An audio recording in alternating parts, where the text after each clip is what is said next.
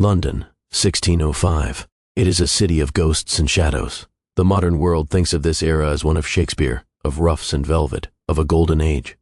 But if you walk the streets at night, the reality is far darker. The city is a labyrinth of filth and fear. The air is thick with the smoke of coal fires and the stench of the Thames. Above you, on the spikes of London Bridge, the rotting heads of traitors look down with hollow eyes. They are a warning from the king, a warning that treason is paid for in blood. The rhythm of this city is the rhythm of suspicion. King James I sits on the throne, a man terrified of assassination, a man who sees daggers in every shadow, and he has reason to be afraid. The country is fractured. For decades, those who follow the old religion, the Catholics, have been hunted. They are fined. They are imprisoned. They are forced to hide their priests in priest holes, tiny suffocating spaces behind false walls, while soldiers tear apart their floorboards. To be a Catholic in 1605 is to be an enemy of the state. It creates a desperate kind of psychology. When you push men into the dark, they do not disappear. They wait, they harden, they begin to whisper. In the dimly lit taverns of London, away from the spies of the government, a quiet rage is building. It is not the rage of a common criminal who wants gold. It is the rage of the fanatic who wants justice. The atmosphere is brittle, like dry tinder waiting for a spark, and in the shadows of the nobility there is a man holding the flint. His name is Robert Catesby. He is charismatic, he is dangerous, and he is tired of hiding. He does not want to change the laws. He wants to blow the government off the face of the earth. Robert Catesby was the spider at the center of the web, but he needed a stinger. He needed a man who could do the dirty work, a man who did not fear death, a man who knew the art of war. He found him in a man named Guido. We know him today as Guy Fawkes. Fawkes was not like the others. He was not a soft aristocrat. He was a soldier of fortune. He had spent years fighting in the Spanish Netherlands, wading through the mud and blood of European wars. He was a man of few words, a man of iron discipline. He was an expert in explosives. He knew how to tunnel. He knew how to handle gunpowder. He was a weapon waiting to be aimed. The meeting took place in secret. Catesby brought the conspirators together in a quiet house. They swore an oath of secrecy on a prayer book. It was a blood pact. The plan they discussed was so audacious, so terrifying that it seemed like madness. They intended to lease a cellar directly underneath the House of Lords. They intended to pack it with barrels of gunpowder. And on the day of the state opening of Parliament, when the king, the lords, and the entire government were packed into one room, they intended to light a fuse. It was not just an assassination, it was a decapitation of the state. They wanted to kill the king, his heirs, and the leaders of the land in a single flash of fire. As Fawkes looked at the plans, he did not flinch. He saw the logic of it. In the dark, candlelit room, the fuse was lit not on a barrel, but in the minds of these desperate men. The clock began to tick. The greatest crime in British history had officially begun. The plan moved from whispers to heavy physical labor. They needed a way to get close to the king without being seen. Fate, or perhaps something darker, seemed to be on their side. A cellar became available for rent.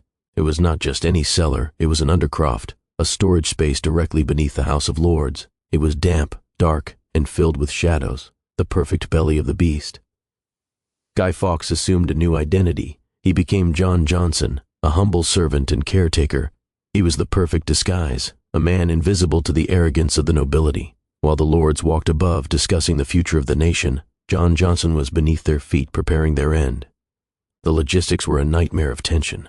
Under the cover of darkness, they began to move the gunpowder. They ferried it across the River Thames in the dead of night. The river was the lifeblood of London, but for them, it was a black highway for treason. 36 barrels, not small kegs, but massive barrels of high-grade explosive. They dragged them through the mud, their hearts pounding with every creak of a wagon wheel, every splash of an oar.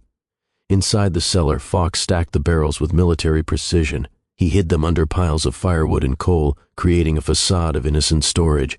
The smell of sulfur was faint, masked by the damp earth. He was building a volcano. If ignited, the blast would not just destroy the building, it would vaporize everything within a massive radius. It would shatter the stained glass of Westminster Abbey. It would be heard for miles. Fawkes spent his days sitting on top of enough power to level a city block, eating his bread and cheese, waiting for the date. November 5th. As autumn fell over London, the air grew colder and the nights longer. The conspirators were living on a razor's edge. The waiting was the hardest part. The state opening of Parliament had been delayed due to the plague, pushing their date back. This delay was torture. It gave time for doubt to creep in. It gave time for nerves to fray. In late October, the silence broke. A single piece of paper changed history. Lord Monteagle, a Catholic peer, was sitting down to dinner when a stranger handed a letter to his servant in the street. The letter was anonymous. The handwriting was disguised. The message was cryptic but terrifying. God and man have concurred to punish the wickedness of this time. Retire yourself into the country, for they shall receive a terrible blow this Parliament, and yet they shall not see who hurts them. It was a warning. One of the conspirators, perhaps overcome by guilt or trying to save a friend, had betrayed the Brotherhood. Monteagle didn't burn the letter. He didn't ignore it. He took it straight to the King's chief minister, Robert Cecil. Cecil was a spy master, a man who lived for intrigue. He read the letter. He saw the words terrible blow and gunpowder in the subtext. He didn't panic. He didn't send in the army immediately. He was a predator. He wanted to catch the rats in the trap. He waited. He let the clock tick down towards November 5th, watching, listening, and preparing to spring the trap that Catesby and Fawkes had unwittingly walked into. The secret was out, but the fuse was still waiting to be lit. The letter found its way to King James I on November 1st. The king was a man of deep contradictions. He was fearful, wearing padded doublets to protect against knife attacks, yet he also fancied himself a genius, a scholar who could outwit any puzzle. When the letter was read to him, his advisors were confused by the vague warning of a terrible blow. But James froze.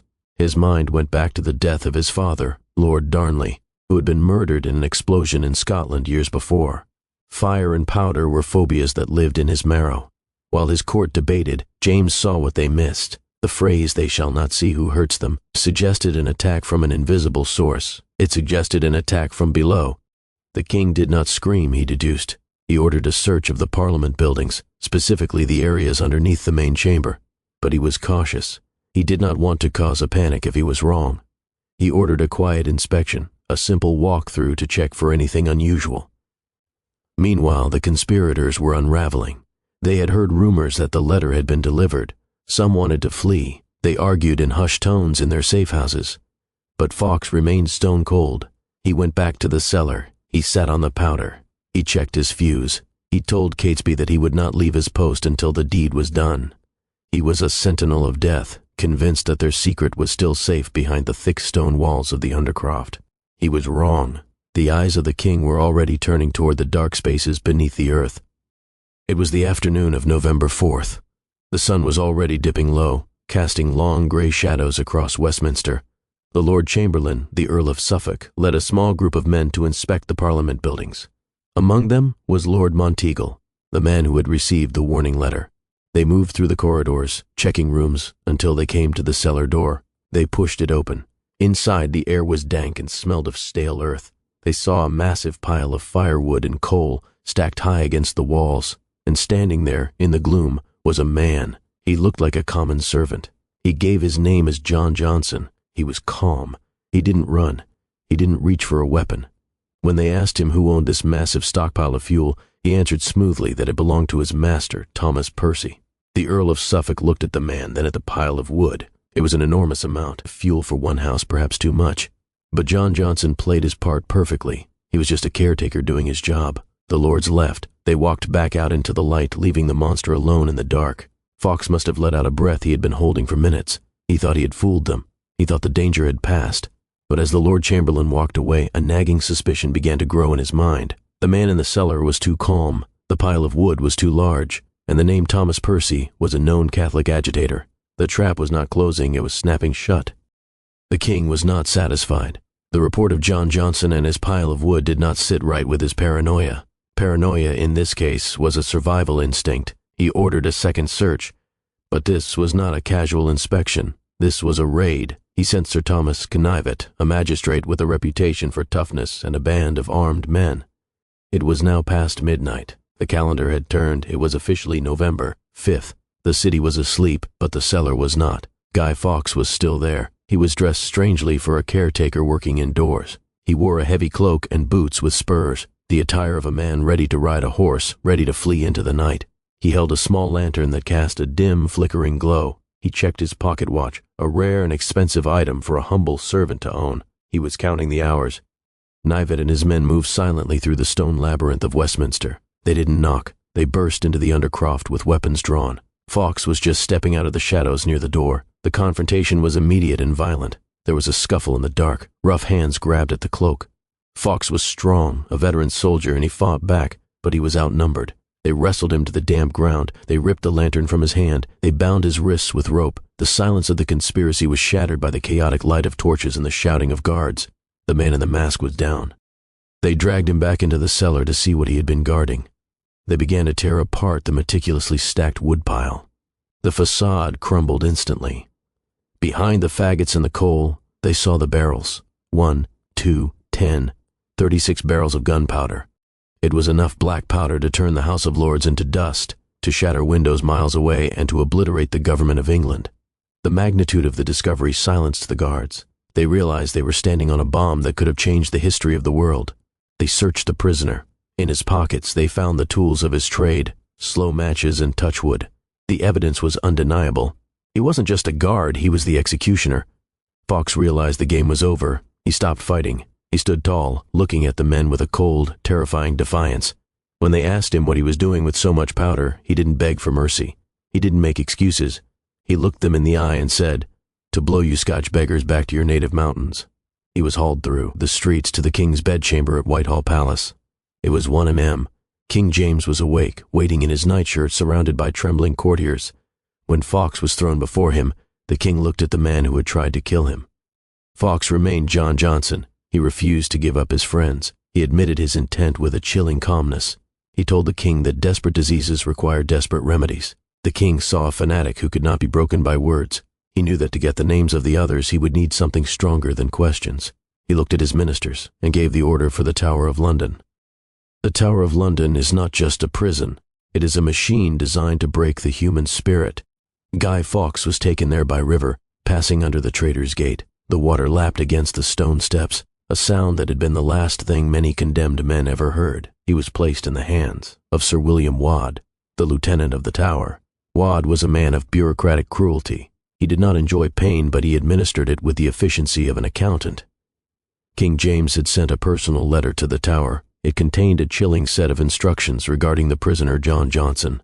The king wrote, "The gentler tortures are to be first used unto him, and so by degrees proceeding to the worst." It was a sliding scale of agony. They began with the manacles. They hung him by his wrists from the wall, his feet barely touching the floor. The strain on the shoulders was excruciating. A slow, burning fire in the joints. But Fawkes did not speak. He was a soldier. He had prepared his mind for this. He stared at the stone wall and held his silence. When the silence did not break, they moved to the worst, the rack. This was the ultimate instrument of the state's power. It was a wooden frame with rollers at each end. Ropes were tied to the ankles and wrists. As the handles were turned, the body was stretched. Joints popped. Muscles tore. It was an agony beyond language. Fawkes endured it for 2 days. He was broken physically, but his will was iron. However, every man has a breaking point. Eventually, the pain became too loud to ignore. He whispered the names. He admitted he was Guido Fawkes. He gave up the others. When they finally handed him a quill to sign his confession, his hand was so shattered he could barely hold it. The signature he left on the paper is a faint, jagged scrawl, a testament to a man who had been pulled apart until he was no longer himself. While Fawkes was screaming in the dark of the Tower, the rest of the conspirators were riding for their lives. The news of the arrest had exploded across London faster than the gunpowder ever could. The bells of the city were ringing. Bonfires were being lit, not to destroy the government, but to celebrate the king's survival. The plan was dead. Robert Catesby, the mastermind, did not flee to a port. He did not try to sail for France or Spain. He made a decision that seems insane to the modern mind. He rode north. He rode toward the Midlands. He believed, with the delusion of a fanatic, that he could still start a rebellion. He thought that if the Catholic nobility saw him riding with swords drawn, they would rise up and join him. He thought he could turn a failed bombing into a civil war. The group of conspirators, Catesby, Percy, the Wright brothers, rode hard. They stole fresh horses from stables as they passed. They rode through the rain and the mud, their cloaks heavy and soaked. But as they entered the villages of the Midlands, they found only silence. The doors were bolted. The windows were shuttered. The Catholic families they counted on wanted nothing to do with them. They looked at these desperate, muddy men and saw only treason and death. No army gathered behind them. No banners were raised. It was a lonely, pathetic flight through a countryside that had turned its back on them. They were not revolutionaries anymore. They were just fugitives running out of road. The flight ended at Holbesh House in Staffordshire. It was November 7th. The conspirators were exhausted, soaked to the bone by the relentless English rain, and cornered. They had ridden for days, but the rebellion they imagined had evaporated like mist. They were alone. The authorities were closing in. The sheriff of Worcester was not far behind, leading a posse of armed men who smelled blood. At Holbesch, a moment of supreme irony occurred, a moment that felt like divine judgment. The conspirators had carried with them a supply of gunpowder, hoping to use it for a final stand. But during their desperate ride across rivers and through storms, the powder had become sodden. It was useless wet sludge. In a panic, or perhaps blinded by exhaustion, they made a fatal error. They laid the gunpowder out in front of an open fire to dry. The very element they had worshipped, the very force they planned to use to decapitate the kingdom, turned against them. A rogue spark leaped from the hearth. There was a roar. A blinding flash of light filled the room. The explosion did not kill them, but it maimed them. Catesby and several others were engulfed in flames. They were thrown across the room, their faces and hands severely burned. As Catesby lay there scorched and in agony, looking at his injured friends, the psychological blow was heavier than the physical one. They had believed they were doing God's work, but now God had seemingly turned their own weapon against them. The fire that was meant for the king had consumed them instead. The morale of the group turned to ash. The morning of November 8th brought the end. The sheriff's men surrounded the house. There were no negotiations. There was no way out. Inside, the burned and battered men made a final decision. They would not be taken to the tower to face the rack. They would not be dragged through the streets of London in chains. They would die as soldiers. They kissed their swords. They said their prayers. And then they opened the doors. Robert Catesby, the charismatic leader who had charmed them all into this nightmare, walked out into the courtyard. He was joined by Thomas Percy. They stood side by side, defiant against the wall of muskets facing them. The sheriff's men opened fire. The air filled with smoke and lead.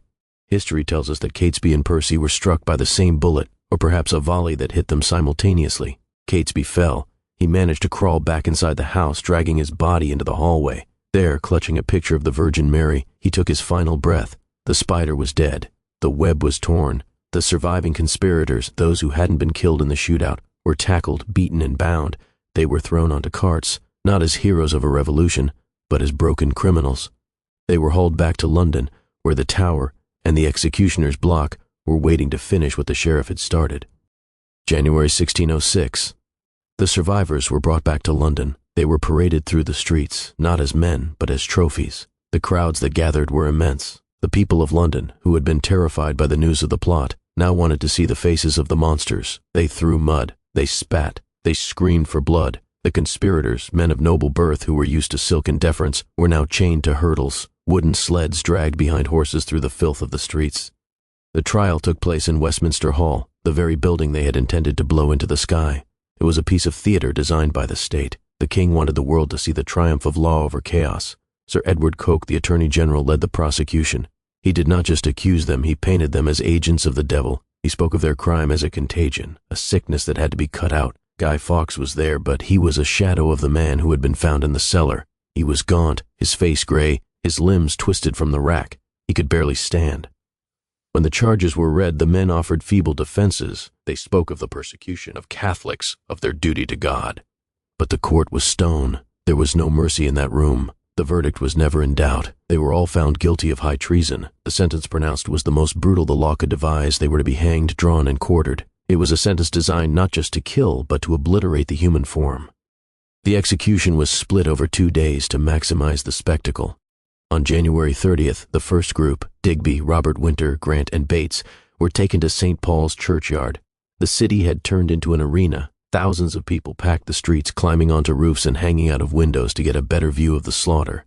The punishment of being drawn meant being dragged by a horse on a wooden panel through the jagged cobblestones. By the time they reached the scaffold, they were already battered and bleeding. But this was only the prelude. The horror of the sentence lay in the order of events. They were not meant to die by the rope. They were meant to be hanged until they were half dead, choking and gasping, and then cut down while they were still conscious. The crowd watched in a trance of morbid fascination. They watched as the executioner took his knife to the living man.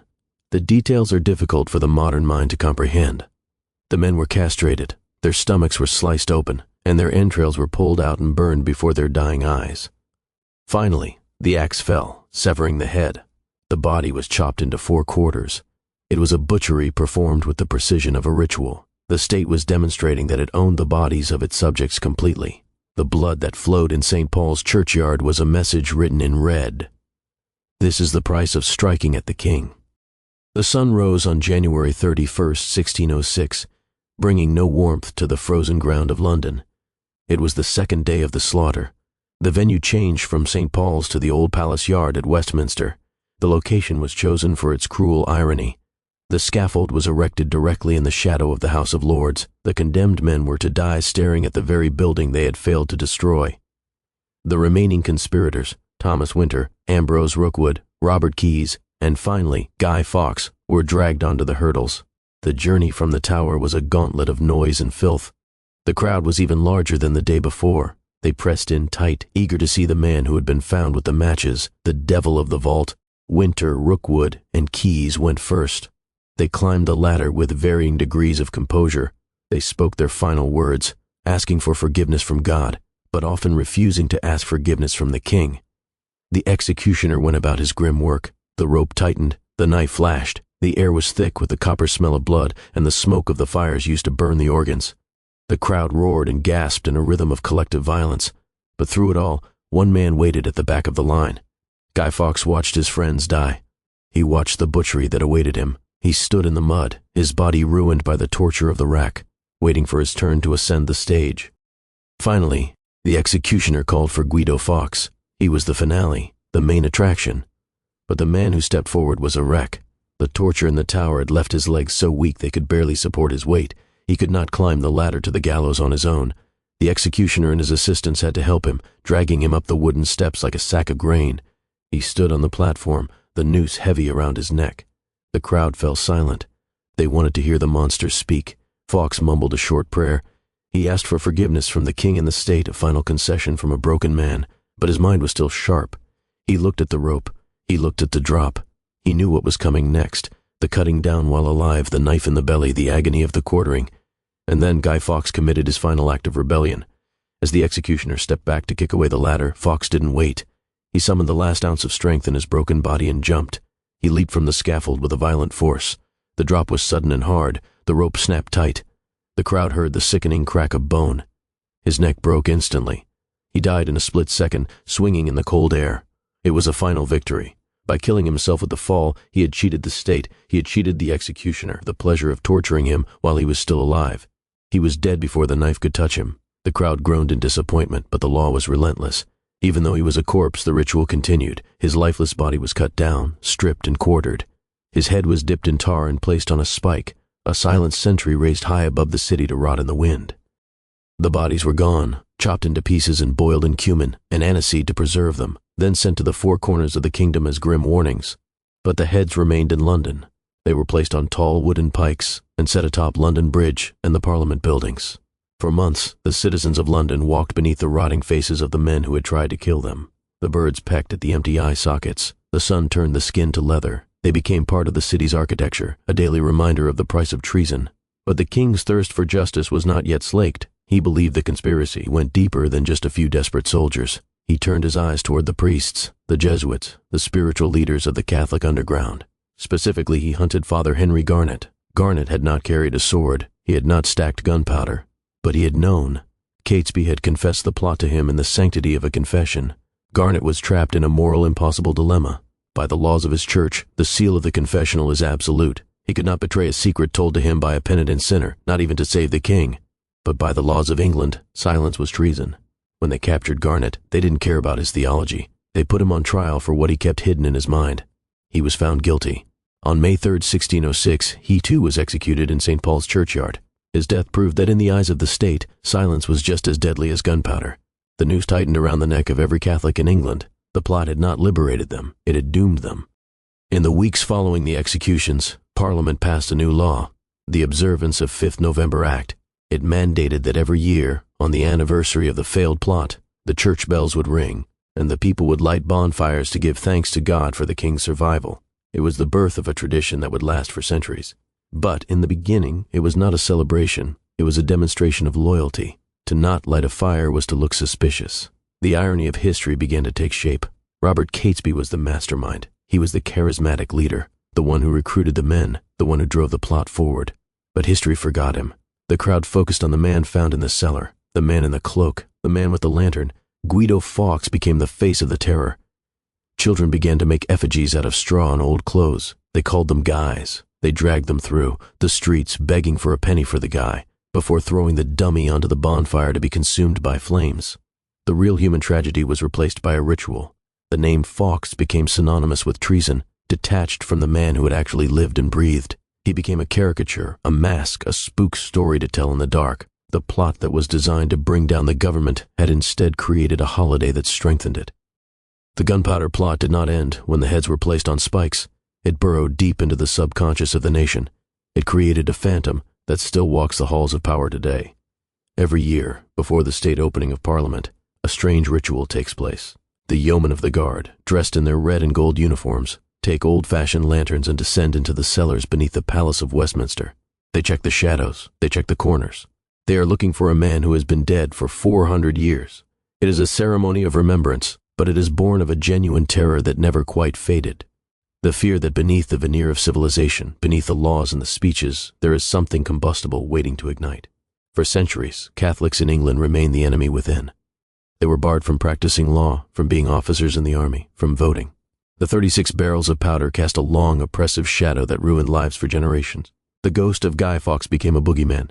Parents told their children that if they weren't good, the man in the dark cloak would come for them. The cellar became a symbol of the ultimate violation, the idea that the ground beneath your feet is not safe. The plot proved that a handful of men, armed with nothing but conviction and chemistry, could threaten the most powerful empire on earth. It was the birth of modern terrorism. It was the moment the world realized that a single spark could destroy a kingdom.